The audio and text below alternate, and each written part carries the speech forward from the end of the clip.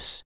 Fog crept slowly across Marl Station, a small town nearly invisible on any map of Central Europe. The clock struck 11:56 p.m. On platform 13 stood a young man named Dilan, a backpacker. He was supposed to take the night train to Berlin, but the announcement had said, "Train delayed," indefinitely. As he waited, an old man approached him. His eyes were dim, his voice hoarse. "Take this ticket," he whispered.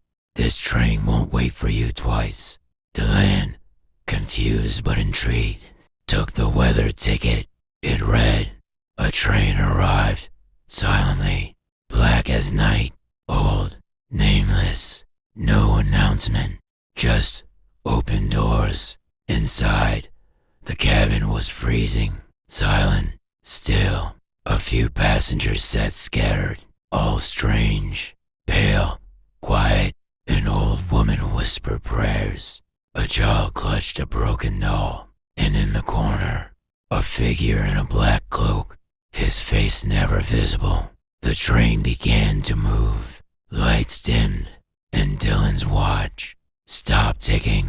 Even the sound of the tracks didn't sound like wheels anymore.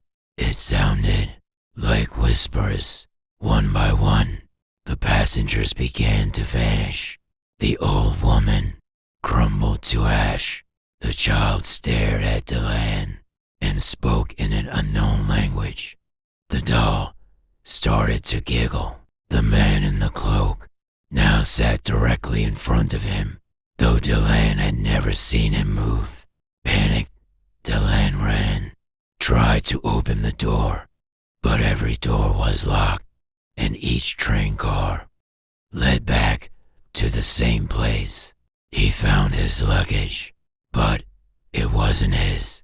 Inside were strange items, a photo of himself with his face scratched out, a newspaper dated 10 years into the future.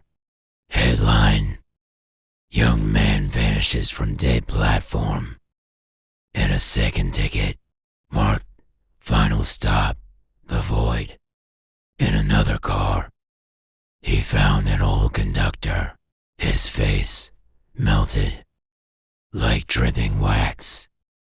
With a chilling voice, the conductor said, "This train carries only the lost, those who forget their sins, those who must pay their due."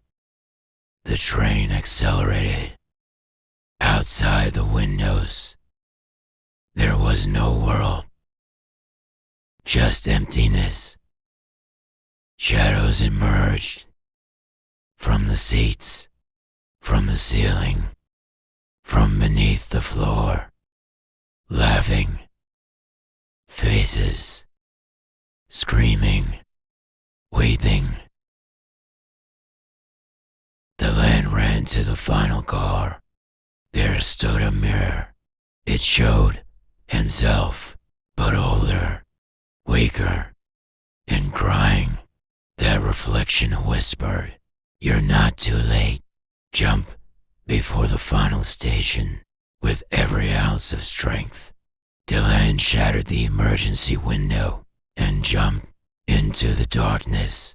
He awoke in a hospital bed, white lights overhead.